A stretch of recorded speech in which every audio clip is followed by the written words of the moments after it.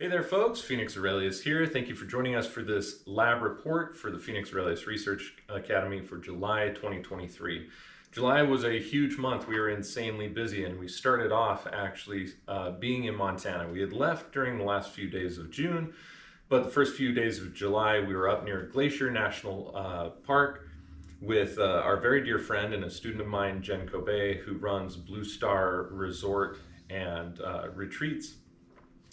We were scoping out a possible location to maybe hold a couple of retreats in the future, and their spot is amazing. They have an on-site entire bathhouse. There's a huge cabin. There's a couple of yurts.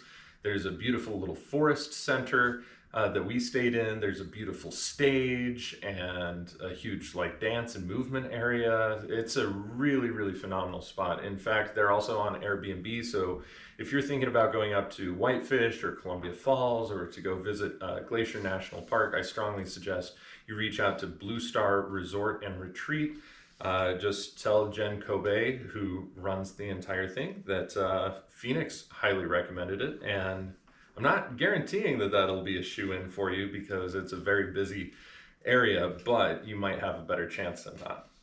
At any rate, yeah, we were there until July 3rd. From July 4th until 12th, our team was busy. I mean, completely packed, still filling orders from the Stern Method folks. I went on an interview at the end of June with Ryan Sternagel of the Stern Method, talking about Triphala and Ayurvedic medicine and body typing, and you know, how constitutions kind of come into play and how herbs come into play with constitutions and so on and so forth.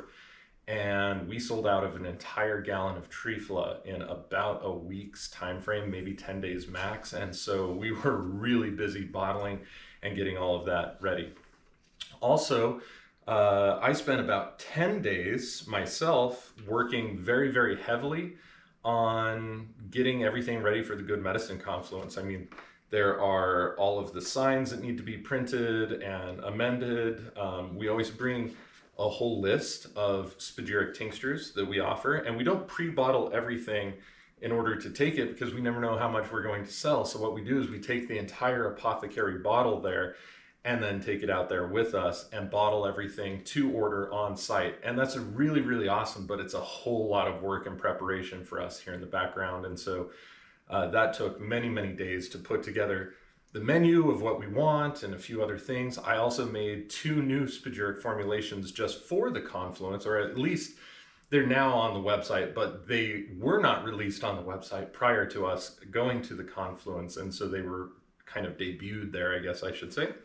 One of those is called MycoMax Rx, and that has 3 different forms of reishi. It has red antler reishi, has black reishi, and hemlock reishi. There is also lion's mane, chaga, cordyceps sinensis, cordyceps militaris, and again, all of the cordyceps that we use here at this facility are whole parasitized insects. In fact, both of these are caterpillar varieties. There's also spirit poria, and turkey tail would be the other one. So there is a huge, how shall I say, kind of blend of different medicinal mushrooms that go into that one. And that was based on feedback from the prior year of people saying that they would love to see a product like that that is a full spectrum mushroom product. And of course we have all of those individual products inside of our apothecary as well if you want them individually, but have them all together in a one-stop kind of formulation is pretty cool. And then we also made a new formulation called Bane Rx that is designed to break up kidney stones, gallstones, bladder stones, things like this.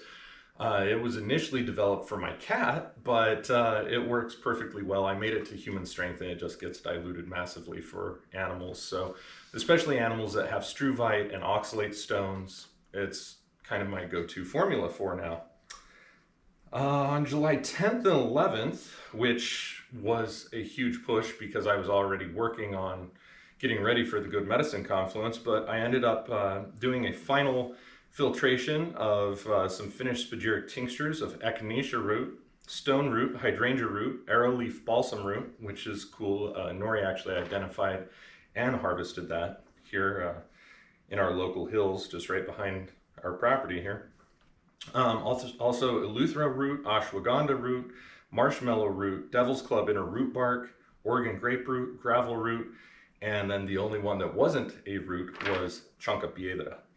And so most of those, as you can see, were products that actually ended up going into Stone Bane Rx, like stone root, hydrangea root, gravel root, chonca piedra, etc. So that was really cool. Then we got ready and we went to the Good Medicine Confluence, and Nori and I took a day traveling from here to the Western Slope, and we spent the night in Glenwood Springs, got to soak in Iron Mountain Hot Springs. It was absolutely fantastic, had a great time. Then we picked up the next morning, had to pass through Breckenridge on our way to Puma Hills, Bison Lodge Resort up there near Lake George. And while we were in Breckenridge, we stopped for a meal, and we also saw Isaac Hartstone, which is the Thomas Danbo sculpture, the troll, that is up in Breckenridge, and that was really cool. And then we made our way to the confluence and got all set up. This confluence was awesome. It was absolutely amazing. I'm sorry for all of you who actually had to end up missing it. Part of that was because of price. It was a much more pricey facility than what we usually have. Next year, we are planning to go back to Durango at Fort Lewis College for the event, but this year it was held outside. People were in glamping situations like huge bell canvas tents. A couple of our team actually even got to stay in some old teepees. I mean, the whole space was just set up really, really well. It was an awesome event. Everybody there was extraordinary. The food and the catering left something to be desired. I don't think one person was really completely satisfied on that front, but overall it was an extraordinary event, and we had a great time, and we can't say enough good things about the event in general, but this year it was really beautiful because we were all outside and all camping together and having fires together and, you know, hanging out and playing music, and it just proved to be really, really cool. In Durango, we don't always have that. A lot of people go off site to eat. They don't all eat together. We don't, yeah, it was just like a different type of setting. We were a lot more together in this type of setting, so everybody became really close friends and colleagues, and it just had a very special feel to it. So a huge thanks to Wolf and Kiva, who host that event every single year, and thanks so much for inviting us to be a part of it. We can't imagine what our lives would be without it, actually. So there's that. After getting back from the Good Medicine Confluence, I had a 4-day in a row window that was a prime astronomological window to make a few new things. So I made 7 new flower-based spagyrics, 10 new leaf-based spagyrics. I also worked on Polyrachis Ant and Lady's Mantle, and then also did a 2.5 gallon and a 5 gallon batch of white label productions for some of our long-term clients.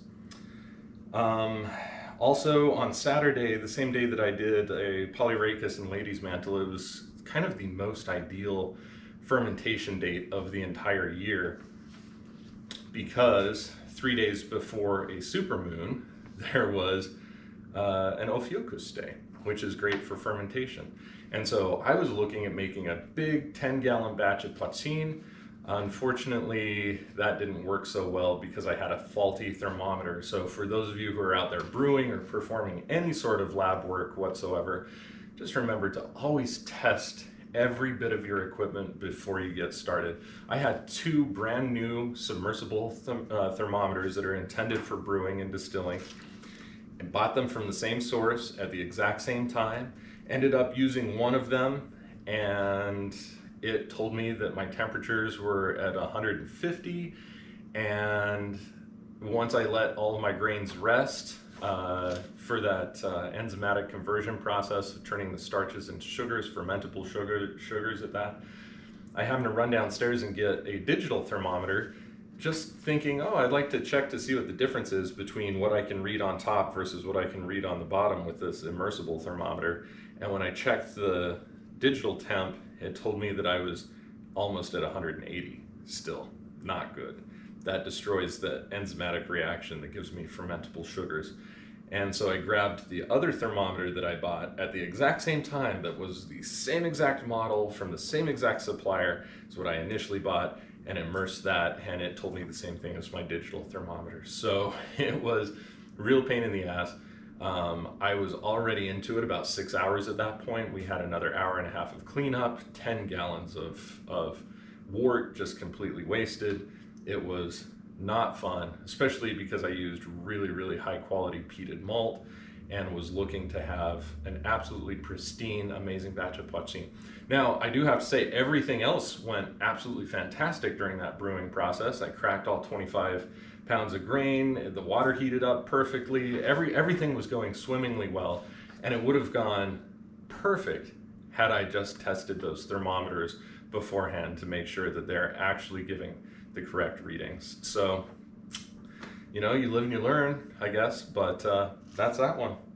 So with that being said, that pretty much brings us through to the end of July. It doesn't sound like there was maybe a whole lot going on, but there was. Nori will have a list of all of the different tinctures that we started at the at the end of July, listed down below. And I think that's really it for the month of July. At any rate, if any of you guys have any questions, comments, concerns, please don't hesitate to reach out to us at support@phoenixaurelius.org. Again, thank you so much for all of your support.